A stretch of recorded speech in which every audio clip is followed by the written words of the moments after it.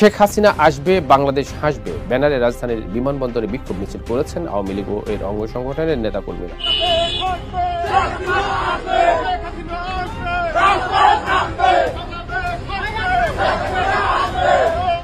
করলেও আমাদের কিছু না, না করলেও কিছু না, কেননা উনি এমন একটা উপদেশটা আমাদের হয়েছে যে উনাকে যদি আমরা উপদেশ দিই তাহলে আমাদের ইজ্জতের ব্যাপার। উনি দেখেন 10 মাসে কি করছে, ওনার কয়টা মামলা খালাস দিচ্ছে। আপনি শুধু নোবেল প্রাইজটা আছে দেখে আমরা সম্মান করে ওই জায়গাটা বসাইছি। কোন রাষ্ট্রে এরকম একটা লোককে প্রধান উপদেষ্টা মানবেই না কোন রাজনৈতিক দল। সবাই টাকার লোভী, সবাই চোর, আর পাইলে সবাই বিক্রি হয়ে জায়গা, ওই জায়গার লোক কেউ থাকতে পারে না। মানে গণঅভ্যুত্থানটাকে ব্যবহার করছে। এখন পর্যন্ত একটা গণহত্যাকারীর বিচার করতে পারেন নাই। তার আগে আপনি নির্বাচনের ট্রেন ছেড়ে দিবেন, তাহলে এই 1500 শহীদের রক্তের সাথে তার বাবা মার সাথে আপনি কিভাবে মুখ দেখাবেন বলেন? গতকাল ঐক্যমত্য কমিশনের একটা বৈঠক হয়েছে, সেখানে জামায়াত ইসলামী যোগ দেয়নি এবং সেটার কিছু কারণ তারা জানিয়েছে। এবং আমি পরে দেখলাম যে তারা সম্ভবত আজকের যে সেশন আছে সেটাই তারা জয়েন করবে। জানি না, আমি ভিডিও যখন রেকর্ড করছি ততক্ষণ খবর জানি না, সো পরে কী হয়েছে সেটা বলতে পারবো। কিন্তু গতকাল যে তারা জয়েন করেনি এবং সেটার জন্য কারণ দেখিয়েছে, দ্যাটস ভেরি ইম্পর্টেন্ট এবং ইন্টারেস্টিং। জামায়াত যে কারণ দেখিয়ে এই বৈঠক বয়কট করেছে, উদ্দেশ্যটা কি, এর মাধ্যমে তারা কি অর্জন করতে চাইছে? দুটো কাজ এই সরকারকেই করে যেতে হবে, যেই দুটি কাজ এই সরকার করলে বাংলাদেশের জনগণ শান্তি পাবে, স্বস্তি পাবে এবং তাদের যোগ্য নেতৃত্ব তাদের হাতে পাবে। তার মধ্যে অন্যতম একটি কাজ হচ্ছে, আর দ্বিতীয় আরেকটি কাজ হচ্ছে যে আর এইভাবেই তো প্রতিবাদ করতে হবে। সেলুট, এই প্রথম সরাসরি বয়কট করছে। কি খেলাটা খেললো এখন রয়্যাল বেঙ্গল টাইগার। আরে বাপ রে বাপ, এটা আমি মনে করি তারেক সিদ্ধান্ত উনি ঠান্ডা মাথায় খেলা দিছে। কারণ কি জানেন, এটাই চরম সত্যি। আমরা এই সত্যটা জানতাম না, এখন যাই না গেছি। দর্শক, একটা বিরাট সুখবর, মাননীয় প্রধান উপদেষ্টা প্রফেসর ইউনূসের আরেক যুগান্তকারী সিদ্ধান্ত। এটা একটা যুগান্তকারী ঐতিহাসিক পদক্ষেপ ইউনূস সরকারের। Octopus attack. অক্টোপাস মানে বোঝেন যার 8টা পা আছে, যে আমরা অক্টোপাস দেখি। অক্টোপাস মানে 8টা পা বিশিষ্ট। দেখা যাক এই 8টার মধ্যে আসলে কোনটা কি কাজ করে। শুনেন, মনে রাখেন, মির্জাফর বিজয়ী হয়েছিল, কিন্তু মির্জাফরের কবরে মানুষ থুতু দেয়, কেউ গোলাপ দেয় না। আপনি বেনজিরের বাসায় আড্ডা মারেন নাই, আপনি জুয়া খেলেন না বেনজিরের নিয়ে ঢাকা ক্লাবে। গোরখোদ কাব্বাস, আপনি বেনজিরকে নিয়ে, হারুনকে নিয়ে, আমির খসরু মাহমুদকে নিয়ে আপনি জুয়া খেলেন না একত্রে। আসসালামু আলাইকুম রহমতুল্লাহ, সবাই কেমন আছেন? আশা করি সবাই অনেক অনেক ভালো এবং সুস্থ আছেন। সবাইকে স্বাগতম জানাচ্ছি আমাদের আরেক নতুন ভিডিওতে। প্রতিদিনের মতো আমি আপনাদের কাছে রিয়াদ ফারুকি আবারও চলে আসলাম নতুন একটা ভিডিও নিয়ে। দর্শক, আজকের ভিডিও টাইটেল এবং থাম্বনেল দেখে ইতিমধ্যেই বুঝতে পেরেছেন আজকে কি বিষয় নিয়ে কথা বলবো। দেশে যে বর্তমানে রাজনৈতিক চলমান অস্থিরতা চলতেছে, আওয়ামী লীগ, বিএনপি, এনসিপি সহ দেশের বিভিন্ন রাজনৈতিক দলের মধ্যে যে একটা অস্থিরতা চলতেছে নির্বাচনকে কেন্দ্র করে, এবং আওয়ামী লীগ নিয়ে বিভিন্ন সময় আলোচনা সমালোচনা যেন লেগে থাকে। কিছু ঘটলে আওয়ামী লীগের নাম দিয়ে দেওয়া হচ্ছে, সেটা আওয়ামী লীগের দূষর। বিভিন্নভাবে যখন রাজনৈতিক অস্থিরতা চলতেছে, তারই ধারাবাহিকতায় আজকের ভিডিওটা আমরা আপনাদের মাঝে তুলে ধরার চেষ্টা করেছি। ইতিমধ্যে আপনারা সবাই ভিডিওর শুরুতে বেশ কিছু অংশ বিশেষ দেখেছেন, যে অংশ বিশেষগুলো দেখে বুঝতে পেরেছেন আজকের ভিডিওটা কতটা গুরুত্বপূর্ণ হতে চলেছে। আজকের ভিডিওটা আমরা খুবই সুন্দরভাবে সাজিয়েছি দেশে যে বর্তমান চলমান পরিস্থিতি চলতেছে তারই ধারাবাহিকতায়। আজকের ভিডিওটা অনেক অনেক গুরুত্বপূর্ণ, তাই সবাইকে আমি অনুরোধ করবো এক মুহূর্তে না টেনে সবাই ভিডিওটি ধৈর্য সহকারে দেখে আপনার মূল্যবান মতামত কমেন্টে জানাবেন। দর্শক, আর বেশি কথা না বাড়িয়ে আমরা ভিডিওর বাকি অংশগুলো একটু ধারাবাহিকভাবে একটু দেখে আসবো। তার আগে আমি ছোট্ট একটি অনুরোধ জানিয়ে রাখতে চাই, যারা ফারুকি অনলাইন ইউটিউব চ্যানেলটিতে এখনো নতুন আছেন, প্লিজ দয়া করে আমাদের চ্যানেল সাবস্ক্রাইব করে সাথে থাকবেন। যারা ইতিমধ্যে সাবস্ক্রাইব করছেন তাদেরকে অসংখ্য ধন্যবাদ। দর্শক, আর বেশি কথা না বাড়িয়ে ধারাবাহিকভাবে ভিডিওর বাকি অংশগুলো আমরা একটু দেখে আসবো। আপনি জুয়া খেলেন না একত্রে। একটা গণহত্যাকারীর বিচার করতে পারেন নাই, তার আগে আপনি নির্বাচনের ট্রেন ছেড়ে দিবেন, তাহলে এই 1500 শহীদের রক্তের সাথে তার বাবা মার সাথে আপনি কিভাবে মুখ দেখাবেন বলেন? শুনেন, মনে রাখেন, মির্জাফর বিজয়ী হয়েছিল, কিন্তু মির্জাফরের কবরে মানুষ থুতু দেয়, কেউ গোলাপ দেয় না। শেখ মুজিব ক্ষমতা আসার পর বাংলাদেশের সব থেকে কলঙ্কিত নির্বাচন হয়েছিল স্বাধীনতার পরেরটা। এইটা নায়ক ফারুক পর্যন্ত বলেছে। হেসে হেসে তারা 5-6 পরে তারা আনন্দ নিয়ে ভোট দেয়। কত বড় নির্লজ্জ জাতি! 5 পরে ভোট দেয়, তা আবার গর্ব করে। এই হলো তাদের 71-এর চেতনা। এই 71-এর চেতনা বিক্রি করে যারা বাংলাদেশকে বিক্রি করে দিয়েছিল, বাংলাদেশের জনগণ তাদের বিরুদ্ধে যুদ্ধ নেমেছিল। সেই যুদ্ধ নেমেছে একটা নির্বাচনের জন্য নয়, আমাদের গণতান্ত্রিক প্রক্রিয়ায় উত্তরণ করতে হবে, তবে সেটা বাংলাদেশের ইতিহাসের সব থেকে সুন্দরতম নির্বাচনের মাধ্যমে। এই ঢাকা বিশ্ববিদ্যালয়ে যেদিন সকল ছাত্রকে হল থেকে বের করে দেওয়া হয়েছে, আন্দোলন মরে গেছে, সবাই চক্ষু বন্ধ করে বাড়ি ফিরে গেছে। সেই আন্দোলনের বাঁশের কেল্লা হয়ে প্রাইভেট বিশ্ববিদ্যালয় পরের দিন যেভাবে রুখে দাঁড়িয়েছে, এই আন্দোলনের দ্বিতীয় শক্তি মানে দ্বিতীয় প্রাণ ফিরিয়ে দিয়েছিল সেই প্রাইভেট বিশ্ববিদ্যালয়।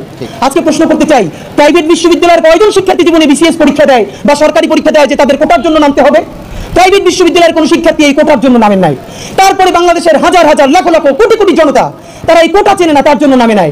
এবং তারা শুধু এই আন্দোলনের জন্যই বা হাসিনাকে উৎখাতের জন্য নামে নাই, তারা নেমেছে এমন একটা ফ্যাসিবাদী শক্তি, যেই শক্তি বেঁচে থাকার মর্যাদা দেয় না, তাকে গুম করে খুন করে রোজা অবস্থায় ধর্ষণ করে আয়না ঘরে নেয়, তার জবানটাকে কেড়ে নেয়। এর বিরুদ্ধে সে বারবার লড়তে চেয়েছে, সে চূড়ান্ত কোনোভাবে ডাক পায় নাই। সেই ছাত্র জনতাকে দেখেছে নেমেছে, এই সুযোগে সে রাজপথে নেমে এসেছে।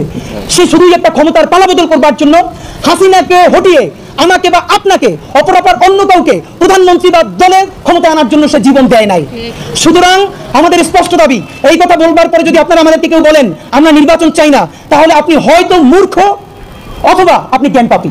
কারণ নির্বাচন ছাড়া বিকল্প নাই। নির্বাচিত সরকার আমাদের লাগবেই লাগবে, কিন্তু সেটা কেমন নির্বাচন? আমরা কি সেই নির্বাচন দেখতে চাই যে জেডিসিরা রাতের আধারে দিনের ব্যালট ভরে রেখেছে, তারাই তো এখন আবার রিটার্নিং কর্মকর্তা হবে? আপনি বলেন 64 জেলায় কয়জন ডিসি পরিবর্তন হয়েছে? আইদার তাকে ডিসি থেকে এখন আবার সচিবালয় আনা হয়েছে, সচিবালয়ের সেই সব কুশীলবদেরকে এখন আবার ডিসি বানানো হয়েছে। আমলাতন্ত্রের মধ্যে আমরা কোন সংস্কার করেছি? যেই ডিসি যেই এসপি শত শত কোটি টাকা খেয়ে আমেরিকায় বাড়ি করেছে, কানাডায় করেছে, বেগমপাড়ায় বাড়ি কিনেছে, তারা এখন আবার রিটার্নিং কর্মকর্তা হবে। এবং যার কাছ থেকে টাকা নিয়ে আবারও এমপি বানালে টাকা পাওয়া যাবে, তাকে এমপি বানিয়ে দিবে। এমন একটা নির্বাচন কি আমরা চাই? দর্শক, একটা বিরাট সুখবর। তারেক রহমানের সাথে যে সমঝোতা হয়েছিল, যৌথ বিবৃতি ইউনূস সরকারের, যে রোজার আগে নির্বাচন, ফেব্রুয়ারিতে নির্বাচন, আবার কেউ কেউ তারিখও ঠিক করেছে যে 12 ফেব্রুয়ারি নির্বাচন। কিন্তু ফেব্রুয়ারিতে নির্বাচনের সিদ্ধান্ত থেকে ডক্টর ইউনূস সরকার পিছু হচ্ছে, যে না আদৌ সম্ভব হবে না, কারণ অন্য রাজনৈতিক দলগুলোর সাথে আলাপ আলোচনা হয়নি। তো এইভাবে তো একপাক্ষিকভাবে ঘোষণা দেওয়া যায় না।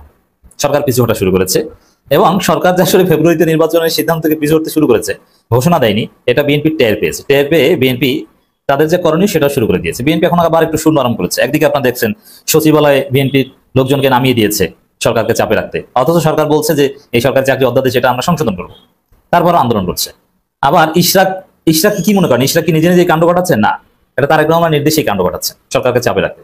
আবার সালাউদ্দিন আহমেদ বলছেন যে না সরকারের অন্যান্য বিষয় তো আমরা সমালোচনা করবো না, এই কথা বলিনি, সেগুলো তো দায়মুক্তির বিষয়ে আলোচনা হয়নি। এর মানে সরকারের বিরুদ্ধে বলে যাবে। কেন বলে যাবে? ওই যে সরকার ফেব্রুয়ারিতে নির্বাচন সিদ্ধান্ত থেকে পিছু হতে শুরু করেছে, বিএনপি টের পেয়েছে। আর কি করছে জানেন? বিএনপির 2-4টা মিত্র আছে, আমার হিসাবে 7টা দল আছে নাম সর্বস্ব, যাদের সভাপতিকে চিনলে সেক্রেটারি নাম আর কেউ বলতে পারবে না, বিএনপিও বলতে পারবে না। এরকম 7টা দল আছে বিএনপির সাথে চলে। তার মধ্যে ভিপি নূর তো নির্বাচন প্রশ্ন থেকে অলরেডি ফসকে চলে গেছেন রাগান্বিত হয়ে, তিনি এখন আর দ্রুত নির্বাচন চান না।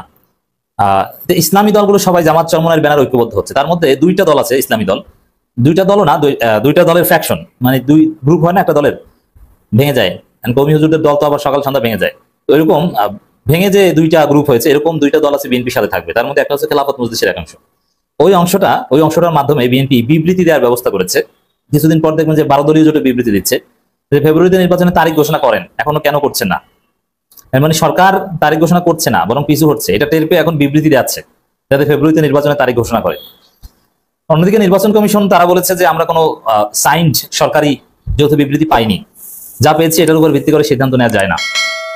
এরপরে বিএনপির দৌড়ঝাঁপ শুরু হয়ে গিয়েছে। সালাউদ্দিন আহমেদ বলছেন ফেব্রুয়ারিতে নির্বাচনের সিদ্ধান্ত দ্রুত ইসিকে জানান। এর মানে সরকার ইসিকে জানায়নি, সরকার ওই সিদ্ধান্ত থেকে পিছু হটেছে। এখন অনুরোধ করছে যে ভাই দ্রুত জানান নাই কেন? এখনো পিছু হটেছে, এটা বুঝতে পেরে টের পেয়ে এখন বলছে যে দ্রুত জানান। আর যদি সব স্বাভাবিক থাকতো তাহলে এই বিষয়ে কথা বলার দরকার হতো না, তাহলে সরকারই জানিয়ে দিত যে ফেব্রুয়ারিতে নির্বাচন, তোমরা 12 ফেব্রুয়ারি তারিখ ঘোষণা করে দাও। এবং খলিলুর রহমান কিন্তু বলেছিল লন্ডনে শীঘ্রই নির্বাচন কমিশন তারিখ ঘোষণা করবে, কিন্তু তারিখ ঘোষণা করছে না। এ কারণে এখন বলছেন তৎপরতা চালাতে হচ্ছে বিএনপিকে, যে আপনারা বলেন সরকারকে, আপনারা এখনো কেন বলছেন না? আমরা তো একটা কাগজ দিয়েছি, সেটা থেকে নির্বাচন কমিশন বলছে এটা আনসাইন্ড, এটা কোনো সাইন নাই এবং এটা সরকারি না, এটার উপর ভিত্তি করে তারিখ ঘোষণা করা যায় না। কারণ ইসি তো এখন দলের উপর আছে, এ কারণে তাদের একটু সূক্ষ্মভাবে চলতে হয়। ফেব্রুয়ারিতে জাতীয় সংসদ নির্বাচনের সিদ্ধান্ত দ্রুত নির্বাচন কমিশনকে জানাতে অন্তর্বর্তী সরকারের প্রতি দাবি জানিয়েছে বিএনপি স্থায়ী কমিটির সদস্য সালাউদ্দিন আহমেদ। তো দর্শক, সরকার যদি ফেব্রুয়ারিতে নির্বাচনের বিষয়ে ইস্তেকামাত থাকতো, লন্ডন সমঝোতায়, লন্ডন যৌথ বিবৃতিতে যদি ইস্তেকামাত থাকতো, তাহলে সালাউদ্দিন আহমেদকে এই অনুরোধ আর জানাতে হতো না। এক আলোচনা সভায় তিনি দাবির কথা তুলে ধরেন, জাতীয় প্রেস ক্লাবের আলোচনা করেন। সালাউদ্দিন আহমেদ বলেন অন্তর্বর্তী সরকারকে বলবো জনগণের পক্ষে, গণতন্ত্রের পক্ষে অতি দ্রুত আমরা যেন ডেমোক্রেটিক ট্রান্সফরমেশনে যেতে পারি, সেরকম কার্যক্রম আপনারা নেবেন। মানে সন্দেহ সংশয় আছে, এই কারণে বলছে যে সেরকম কার্যক্রম নেন। এই অতি দ্রুত, ফেব্রুয়ারি ঠিক হয়ে গিয়েছে, তারপর অতি দ্রুত কেন বলছে? যে জানে যে ফেব্রুয়ারি ওটা টিকবে না, এই কারণে অতি দ্রুতর চাপ এখনো রাখার চেষ্টা করছে। বিএনপি ভালোভাবে টের পেয়েছে, এবং আমরা তো অনেক কিছু ভিতরের খবর জানি দর্শক, সেগুলো আলোকে অনেক বিশ্লেষণ আপনাদের শুনাই। সরকার ভিতরে ভিতরে ক্ষুব্ধ, সরকারের একটা অংশ চরম ক্ষুব্ধ যে লন্ডনে কেন রোজার আগের একমত পোষণ করা হয়েছে, কোন পদ্ধতিতে হয়েছে, আর বিদেশে বসে কেন একমত হবে? সরকারের ভিতর থেকে প্রশ্ন উঠছে। আর বিএনপি, জামাত, এনসিপি চরমনাইতে বিষয়ে জোরালো আপত্তি করেছে। সেই হিসাবে লন্ডনে আলোচনার সূত্র ধরে যে সিদ্ধান্ত হয়েছে সেটা খুব শিগগির ইলেকশন কমিশনের যথাযথ প্রক্রিয়ায় কমিউনিকেট করবেন বলে আশা করি। সেটা করছে না। বিএনপি কাগজ দিয়েছে কিন্তু ওই কাগজে কাজ হচ্ছে না। এই জন্য ইলেকশন কমিশন তারা জনগণের সামনে বলতে পারে যে তারা সরকারের কাছ থেকে একটা পরামর্শমূলক বা নির্দেশনামূলক মেসেজ পেয়েছে। বলেন এই বিএনপি নেতা। আচ্ছা, তো এখানে ইলেকশন কমিশন বলেছে যে আমরা পাইনি কিছু, যা পেয়েছি এটা বিশ্বাসযোগ্য না। তাহলে এটা কি হলো? ইলেকশন কমিশন এই কথাটা বলেছে, এটা বিএনপির জন্য একটা বড় ধাক্কা। যে বিএনপির কমিশন তারা বলছে যে আমরা কোনো নির্দেশনা পাইনি বা যা পেয়েছি সেটা আনসাইন্ড, এটার উপর ভিত্তি করে তারিখ ঘোষণা করা যায় না। এটা বিএনপির জন্য সত্যি একটা বড় ধাক্কা। নির্বাচিত সংসদ সেই সরকারের অনুমোদন নিতে হবে, এই সরকারের অনুমোদন নিতে হবে। হ্যাঁ, এটা একটা বিষয়। তো এটা যদি হয় নির্বাচিত সরকার, এটা ইন্টারিমের থিওরি, এটা যে বর্তমান সরকার যা করবে সেটা সংবিধান সম্মত হবে না, তবে পরবর্তী সরকার এসে এগুলোকে রেটিফাই করবে। এটি তো সিস্টেম। এমনিতে বর্তমান সংবিধান ধরলে এটা অবৈধ। ওই জিয়াউর রহমান সরকার, এরশাদ সরকার সব অবৈধ, কিন্তু পরবর্তী সংসদ এসে তাদেরকে বৈধতা দিয়েছে। এই সরকার এখন অবৈধ, কিন্তু পরবর্তী সরকার এসে সেটাকে বৈধতা দিবে। এটাই হচ্ছে সিস্টেম। তো এই জায়গায় এই সরকার কেন বলে যে এই সরকার সংবিধান লঙ্ঘন করছে? এখানে তো সংবিধান লঙ্ঘনের কিছু নেই। ইন্টারিম এই সংবিধান মেনে হয়নি। হাসিনার পতন, হাসিনা বিদায় সংবিধান মেনে হয়নি। সংবিধানে সরকার পতনের পদ্ধতি হচ্ছে নির্বাচন, সেভাবে তো হয়নি। অতএব এই সংবিধানে দোহাই দেওয়াটা হাস্যকর। ওই বিএনপি এখন কাদেরকে নিয়ে আলাপ আলোচনা করছে? বিপ্লবী ওয়ার্কার্স পার্টি, সাইফুল হক, তাদের নিয়ে। দায়মুক্তির বিষয়ে লন্ডনে কোনো আলোচনা হয়েছে কিনা? না, কারো দায়মুক্তির বিষয়ে আমাদের কোনো আলোচনা প্রসঙ্গ ছিল না।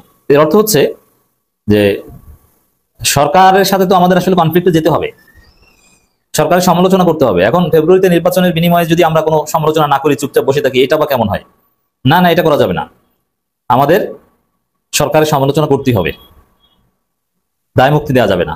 এগুলো নিয়ে এখন আলাপ আলোচনা হচ্ছে। বলছে না, আর যদি আসলেই সমঝোতা হতো তাহলে ইশরাকের কাণ্ডও ঘটতো না, আর সচিবালয় আন্দোলন হতো না, আর ওই দায়মুক্তি শব্দটা নিয়ে আলোচনাও এখন আসতো না। অন্তর্বর্তী সরকার উপদেষ্টা পরিষদ গঠিত হয়েছে, কনস্টিটিউশনাল লেজিটিমেসি আছে, আর্টিকেল 1। এইসব লেজিটিমেসি এগুলো ভুয়া। এটা 106 অনুচ্ছেদ সুপ্রিম কোর্টের যে অ্যাডভাইজারি রুল অনুসারে করা হয়েছে মুক্তমুখ। এগুলো কোথায়? এগুলো তো প্রমাণে কেউ দেখাতে পারে না। এগুলো দিয়ে আসলে 90 দিন পর্যন্ত আপনি সর্বোচ্চ চলতে পারেন। 90 দিনের পর কোন একটা সরকার চলবে, এটা সুপ্রিম কোর্ট কোথায় বলেছে? কোন রুলে বলেছে? এগুলো কিছু না। এটা সরকার সংবিধান অনুযায়ী অবৈধ। এটি হচ্ছে বাস্তবতা। সংবিধান যেহেতু এখন চালু আছে না, এই সংবিধান চালু নাই। বাস্তবতা হচ্ছে যতটুকু সংবিধান মানা সম্ভব হয় ততটুকু মানে, যেখানে অন্য কিছু করা দরকার অন্য কিছু করে। এই পরবর্তী সবকিছু এটা নেক্সট গভর্নমেন্ট এসে রেটিফাই করবে। এটাই হচ্ছে সিস্টেম। যাই হোক দর্শক, এখানে সালাউদ্দিন আহমেদ স্পষ্ট বুঝে গেছেন যে ফেব্রুয়ারিতে নির্বাচনের সিদ্ধান্ত থেকে সরকার পিছু হচ্ছে। এই জন্য এখন ইশারা ইঙ্গিতে সরকারকে নসিহত করছে বা সফট নসিহত করছে। কিছুদিন পর সরকারকে গালাগালি করে, হুমকি ধামকি দিয়ে ফেব্রুয়ারিতে নির্বাচনের বিষয়ে নসিহত করবে বিএনপি। সরকারের উপরে গোসা করেছে জামায়াতে ইসলামী, নীতির পক্ষে অভিমান করেছে, এভাবে বলা যায়। গতকাল ঐক্যমত্য কমিশনের একটা বৈঠক হয়েছে, সেখানে জামায়াতে ইসলামী যোগ দেয়নি এবং সেটার কিছু কারণ তারা জানিয়েছে। এবং আমি পরে দেখলাম যে তারা সম্ভবত আজকের যে সেশন আছে সেটাই তারা জয়েন করবে। জানি না, আমি ভিডিও যখন রেকর্ড করছি ততক্ষণের খবর জানি না, সো পরে কী হয়েছে সেটা বলতে পারবে। কিন্তু গতকাল যে যারা জয়েন করেনি এবং সেটার জন্য কারণ দেখিয়েছে, দ্যাটস ভেরি ইম্পর্টেন্ট এবং ইন্টারেস্টিং। জামায়াত যে কারণ দেখিয়ে এই বৈঠক বয়কট করেছে, তার উদ্দেশ্যটা কি, এর মাধ্যমে তারা কি অর্জন করতে চাইছে, সেটা নিয়ে আলোচনা করব। তার আগে গতকালই একটা খুবই গুরুত্বপূর্ণ সিদ্ধান্ত হয়েছে। আমি খুব স্পষ্ট নই এখন পর্যন্ত যে শতভাগ সিদ্ধান্ত হয়েছে কিনা। যেমন বৈঠক শেষে আমি যেটা দেখলাম সেটা হচ্ছে জনাব আলী রিয়াজ যে ব্রিফিং করেছেন, সেখানে তিনি বলছেন যে এই ব্যাপারে ঐক্যমত্য হয়ে গেছে। তিনি 70 অনুচ্ছেদ দিয়ে তিনি বলছেন, আলী রিয়াজ বলেন 70 অনুচ্ছেদ সংশোধনের বিষয়ে ঐক্যমত্য হয়েছে। এক্ষেত্রে শুধু অর্থ বিল আস্থা ভোটের ক্ষেত্রে বাধ্যবাধকতা রয়েছে। 70 অনুচ্ছেদ নিয়ে আমরা দীর্ঘদিন থেকে আলোচনা করেছি, ক্রমাগত করেছি। যারা আমরা সংবিধানের বেসিকটুকু জানি, আমরা এই 70 অনুচ্ছেদ নিয়ে কেউ কথা বলতে চাইনি, কারণ আমরা 70 অনুচ্ছেদের এক্সিস্টেন্সের জন্য আমি সবসময় কথা বলতাম যে বাংলাদেশ তার জন্মের সময় থেকে বাংলাদেশে কোনো আইন বিভাগ ছিল না। একটা স্টেটে, একটা ডেমোক্রেটিক স্টেটে সেপারেশন অফ পাওয়ার থাকে, তার 3টা উইং থাকে, তার এক্সিকিউটিভ থাকে মানে শাসন বিভাগ থাকে, তার বিচার বিভাগ থাকে জুডিশিয়ারি, তার লেজিসলেচার থাকে আইন বিভাগ বলি আমরা। 70 অনুচ্ছেদের কারণে আসলে সংসদ আইন প্রণয়নের একটা রাবার স্ট্যাম্প ছিল। ক্ষমতাসীন দল যে এই বিলি আনবে তার বিরুদ্ধে ভোট দিলে যেহেতু সংসদ সদস্য পদ চলে যায় 70 অনুচ্ছেদ অনুযায়ী, ফলে সেটা আসলে আর টিকে মানে থাকা না থাকার কোনো মানে নাই। সবাইকে হ্যাঁ বা না দল যা চায় তাই বলতে হতো। সো আমাদের কোনো দিন আসলে লেজিসলেচার ছিল না, দীর্ঘদিন থেকে আলাপ হয়েছে এবং আমরা চেয়েছি 2-3টা বিষয় বাদ দেওয়ার, সব ক্ষেত্রে 70 অনুচ্ছেদে সংসদ সদস্যদেরকে মুক্ত করে দেওয়ার জন্য। সংবিধান সংশোধন কমিশন অবিশ্বাস্যভাবে শুধুমাত্র অর্থ বিল ছাড়া সব ক্ষেত্রে ছাড় দিয়ে দিয়েছিলেন। মানে অনাস্থা প্রস্তাব আনলেও সেটা দলের বিপক্ষে ভোট দেওয়া যাবে, মানে 70 অনুচ্ছেদ সংবিধানে রাখার যে স্পিরিট সেটার বাইরে তারা গেলেন এবং আমি স্ট্রংলি এটা কন্ডেম করি। এটা ভুল সিদ্ধান্ত ছিল। কারণ হলো 70 অনুচ্ছেদের এক্সিস্টেন্স ছিল মূলত এই কারণে যে আমাদের মতো একটা দেশ যেখানে ডেমোক্রেসি এখনো ম্যাচিওর্ড হয়নি, সকাল বিকাল সরকার পতন হয়ে যেতে পারে, কিছু টাকা পয়সা দিয়ে কিছু সংসদ সদস্য কিনে নিতে পারলেই সব কিছু করে ফেলা যেত। এটা কোনোভাবেই মেনে নেওয়ার মতো বিষয় না, কিন্তু সেটা তারা প্রপোজ করেছিলেন। কিন্তু এখন বলা হচ্ছে এটা আছে এবং অর্থ বিল আছে, আমি একটু ছোট করে যদি যোগ করি, আমরা সর্বোচ্চ কতটুকু করতে পারতাম সেটুকু বলি। পাকিস্তান কনস্টিটিউশন যেটা বলছে, তারা কয়েকটা জিনিস, সেটা হচ্ছে সরকার গঠনের সময় বিরুদ্ধে ভোট দেওয়া যাবে না, অনাস্থা ভোটের সময় বিরুদ্ধে ভোট দেওয়া যাবে না, তারপরে সংবিধান সংশোধন তাদের একটা এক্সট্রা আছে, অর্থ বিল এটাও আছে। এগুলো বললে ঠিক আছে। আমি দেখলাম, মানে আমি এখন নিশ্চিত নই জনাব আলী রিয়াজ যেটা বলেছে এটা পুরোপুরি বিএনপি এভাবে মেনে নিয়েছে কিনা, সম্ভবত কিছুটাও যদি ডিবেট হয়। কিন্তু যে জিনিসটা আমাদের কাছে আসার জায়গা সেটা হচ্ছে বিএনপি একটা জিনিস আরও যোগ করেছিল এখানে, জাতীয় নিরাপত্তার সাথে জড়িত ইস্যু। মানে এটা খুবই ভেগ এবং এটার বিষয়ে আমি দীর্ঘদিন কথা বলেছি। সেটা হচ্ছে এটা দিয়ে, এটা এত ব্রড, এর মধ্যে অনেক কিছু ঢুকিয়ে দেওয়া যায়। যেমন আমাদের ডিজিটাল সিকিউরিটি একটা জাতীয় নিরাপত্তাটা ঢুকিয়ে দেওয়া হয়েছে। সো এই বিলটাও ওর মধ্যে ঢুকিয়ে ভোটের ক্ষেত্রে একই রেস্ট্রিকশন দিয়ে দেওয়ার সুযোগ ছিল। এবং জানলাম ওইগুলো রিপোর্ট হচ্ছে সেখানে তারা এটা বলেছেন সম্ভবত এটা যুদ্ধ বিগ্রহ বা এই ধরনের সিচুয়েশন ছাড়া আর কোনো ক্ষেত্রে অ্যাপ্লিকেবল হবে না। যদি সেটা হয় that's fine, very good. So article 70-র ব্যাপারে ঐক্যমত্য হওয়া, এমনকি এর মধ্যে যদি মানে সংবিধান সংশোধনের বিষয়টাও থাকে, I don't have any problem with that. আর বাকি সব ক্ষেত্রে যদি আমরা এটাকে মুক্ত করে দিতে পারি, মানে অন্তত এই যে অনাস্থা ভোট এবং অর্থ বিল এর সাথে যদি আমরা পাকিস্তানে যা আছে সেটা বলছি, সরকার গঠন এবং সংবিধান সংশোধন, এগুলো যদি সব যোগ করে নেই, তারপরও আমি মনে করি এটুকু করতে পারলেও একটা অসাধারণ পরিবর্তন হবে। আমরা 70 অনুচ্ছেদে একমত হতে পেরেছি, জামায়াত ছিল না গতকাল, একমত হতে পেরেছি। এটা আমাদের জন্য খুবই খুবই গুরুত্বপূর্ণ ইস্যু। এটা আমাদের দেশকে কাগজে কলমে, অন্তত এভাবে বলা ভালো, কাগজে কলমে অন্তত একটা ডেমোক্রেটিক স্টেট হিসাবে আমাদেরকে কাজ করতে শুরু করতে দেবে। এতদিন আমরা ডেমোক্রেটিক স্টেট ছিলাম না, সেপারেশন অফ পাওয়ার ছিল না, আমাদের কোনো লেজিসলেচার বলে কিছু ছিল না। সো সেটা হতে যাচ্ছে, এটা খুবই চমৎকার ব্যাপার। আরও দু একটা ইস্যুতে কথাবার্তা হয়েছে, আপার হাউসের সিটের সংখ্যা আপার হাউস হবে এটারও ঐকমত্য হয়েছে। কিন্তু এটা যেভাবে হবে, আমি আগেও বলেছি বিএনপি এটা যেভাবে চায় যে লোয়ার হাউসের সিটের পার্সেন্টেজ বা প্রপোর্শনাল রিপ্রেজেন্টেশন এটা হওয়া, আর তাহলে আপার হাউসের আসলে কোনো অর্থ নেই। আমি এটা আলাদা ভিডিও করেছি। রাদার আমরা যে আলাপটা করছি যে পপুলার ভোটে যত পার্সেন্ট ভোট পাবে ইলেকশনে তার প্রপোর্শনাল রিপ্রেজেন্টেশন অনুযায়ী হবে, এটা হলে আমাদের আসলে আর মেজর কোনো কিছু থাকে না। চমৎকার সিদ্ধান্ত হয়েছে সংসদীয় স্থায়ী কমিটি নিয়ে, 4টা অন্তত মিনিস্ট্রি, সবচেয়ে গুরুত্বপূর্ণ 4টা মিনিস্ট্রিতে বিরোধী দল থেকে সেটার চেয়ারম্যান দেওয়া হবে। এটাও সরকারের চেকস অ্যান্ড ব্যালেন্স বাড়াতে সাহায্য করবে, এটাও খুবই চমৎকার হবে। আমরা আশা করি আরও কিছু সংস্কারের ব্যাপারে সবগুলো দল একমত হবে। কিন্তু এই কথা বারবার বলছি, ঘাট ধরে কোনো চাপিয়ে দেওয়ার কিছু নেই, সংস্কার মেনে নিতে হবে। এবং আমি আশা করি 70 অনুচ্ছেদের ইস্যুতে জামায়াত সংসদে ছিল না, 70 অনুচ্ছেদ দিয়ে জামায়াতের অবস্থান পরিবর্তন করেছে, তাদের কিন্তু অনেক প্রাথমিক অবস্থায় তারা 70 অনুচ্ছেদে কোনো পরিবর্তন চায়নি, এখন তারা অনেকটা কমপ্লাই করছে। এবং আমি ধারণা করি জামায়াত দ্বিমত করবে না এই ইস্যুতে। এবার আসলে যে ইস্যুটা নিয়ে কথা বলতে চাই সেটা হচ্ছে জামায়াত ঐক্যমত্য কমিশনে যায়নি গতকাল, তারা কথা বলেছেন এটা নিয়ে, তারা বয়কট করেছেন ফর্মালি। কি বলেছেন সেটা যদি আমরা একটু পড়ি, সেটা হচ্ছে এই রকম, ফর্মালি অফিসিয়ালি তারা কথা বলেছেন। জামায়াতের সহকারী সেক্রেটারি জেনারেল হামিদুর রহমান আজাদ, এটা বিডি নিউজ থেকে পড়ছি, bdnews24.com-কে বলেন, আমরা অন প্রটেস্ট আজকের বৈঠকে যাইনি। বুধবার যাবেন কি না নিশ্চিত বলেননি, এটা এখনই বলতে পারছি না, আলোচনা করে এই বিষয়ে সিদ্ধান্ত নেব। 3 জুন যে প্রধান উপদেষ্টা এবং বিএনপির চেয়ারম্যানের সাথে যে বৈঠক হয়েছে এবং বিবৃতি প্রকাশ হয়েছে তা যথাযথ প্রক্রিয়ায় হয়নি বলে মনে করেন একজন জ্যেষ্ঠ নেতা। তিনি বলেন, এই জন্য আমরা আজকে জাতীয় ঐক্যমত্য কমিশনের বৈঠকে যাইনি, কারণ এই কমিশনের প্রধান হচ্ছে প্রধান উপদেষ্টা মোহাম্মদ ইউনূস। আমরা প্রধান উপদেষ্টা তারেক রহমানের বৈঠকের বিষয়ে কোনো কথা বলছি না, আমরা বলতে চাই বৈঠকের পর যেভাবে একটি দলের কথায় নির্বাচনের তারিখ বদলে দেওয়ার ঘোষণা হলো, এটা কোনোভাবে মেনে নেওয়া যায় না। জামায়াতের নেতা বলেন, আমরা আশা করেছিলাম দেশে ফিরে প্রধান উপদেষ্টা বিষয়টি রাজনৈতিক দলগুলোকে ডেকে স্পষ্ট করবেন, তাহলে এটা খুব ক্লিয়ার। তারা অন প্রটেস্ট এটা ফর্মালি অন রেকর্ড বলেছেন, অন্য নেতা বলেছেন। আমরা খেয়াল করবো এই দুজনের বৈঠকের পর জামায়াত যে স্টেটমেন্ট দিয়েছিল সেখানে তারা আসলে তাদের এই অসন্তোষ জানিয়েছিল। তারা মনে করে বিএনপির সাথে একমাত্র কথা বলে এটা করা ঠিক না। আমি প্রায় একটা কথা বলছি, মানে রাজনৈতিক দল একটা দল বা দুটো দল এভাবে কি হিসাব হয়? আমি একটা উদাহরণ এভাবে দিই, সেটা হলো ধরুন প্রধান উপদেষ্টা যখন গণতন্ত্র মঞ্চ এবং বাম দলগুলোর সাথে বসে একসাথে সবাইকে দিয়ে বসে, ইসলামিক দলগুলো সবগুলোকে একসাথে দিয়ে বসে। তো এখন ব্যাপারটা কি এরকম হতে পারে যে ধরুন নাগরিক ঐক্য, গণসংহতি আন্দোলন, গণ অধিকার পরিষদ যে কেউ যদি বলে প্রধান উপদেষ্টা নিরপেক্ষতা হারাচ্ছেন কিনা, তিনি জামায়াত ইসলামের সাথে একা বসছেন, আমাদের সাথে তো একা বসেন না, এটা আমরা কোনোভাবে মেনে নিই না। কথার কথা কেউ যদি বলে, এটার উত্তর আমরা জানি ওই দলগুলো জামায়াত ইসলামী না। আওয়ামী লীগের অবর্তমানে বাংলাদেশের দ্বিতীয় জনসমর্থনের দল, যদিও তাদের সমর্থন সর্বোচ্চ যে বিএনপি আছে তার সাথে মোটামুটি আকাশ পাতাল ফারাকের মতো, তারপর তারা দ্বিতীয় সর্বোচ্চ দল, সুতরাং প্রধান উপদেষ্টার কাছে তারা এই প্রিভিলেজ পেতে পারেন। তারা যদি এই প্রিভিলেজ পান, ঠিক একইভাবে বিএনপিকেও সেই প্রিভিলেজ পেতে হবে, পাওয়ার কথা। এটাই নিয়ম। এবং এই পলিটিক্যাল ল্যান্ডস্কেপে যেসব পলিটিক্যাল পার্টিজ আছে প্রত্যেকেরই কম বেশি গুরুত্ব আছে, কিন্তু যে সংখ্যায় যে সবচেয়ে বেশি শক্তিশালী এবং একটা নির্বাচনে যে জিতে যাবে বলে সবাই বিশ্বাস করে। মজার ব্যাপার, বিএনপির সমালোচনাও যারা করে তারা বলেন বিএনপি ক্ষমতায় গিয়ে লুটপাটের জন্য তাড়াতাড়ি নির্বাচন চায়। তার মানে তারাও মনে করে নির্বাচন হলে বিএনপি ক্ষমতায় যাবে। সো দলটা বিএনপির ক্ষমতায় যাওয়াটা এতটাই নিশ্চিতের মতো ব্যাপার, সেই দলের সাথে আলোচনা করেই আসলে বাংলাদেশের নির্বাচনের ডেট ফাইনাল হবে। আর ফেব্রুয়ারি ডেট নিয়ে তো জামায়াতের খুব থাকার কথা না। জামায়াত নির্বাচনটা জামায়াতই বরং 2টা উইন্ডো দিয়েছে, তারা ডিসেম্বরের কথা বলেনি, তারা বলেছে হয় রমজানের আগে অথবা এপ্রিলের কথা যেটা বলেছিল সেটাও তারা বলেছে যে ওই সময় হতে পারে। সো এটা তো তাদের যে চাওয়া তার মধ্যেই হয়েছে। তো প্রিয় দর্শক, এই বিষয়টাকে আপনারা কিভাবে দেখতেছেন অবশ্যই কমেন্ট করে জানাবেন। এতক্ষণ যারা সাথে ছিলেন শেষ পর্যন্ত দেখেছেন তাদেরকে অসংখ্য ধন্যবাদ জানিয়ে এখানে শেষ করবো আজকের ভিডিওটি। ভালো থাকবেন, সুস্থ থাকবেন, চ্যানেল নতুন থাকবেন চ্যানেল সাবস্ক্রাইব করে সাথে থাকবেন। ধন্যবাদ সবাইকে, আল্লাহ হাফিজ।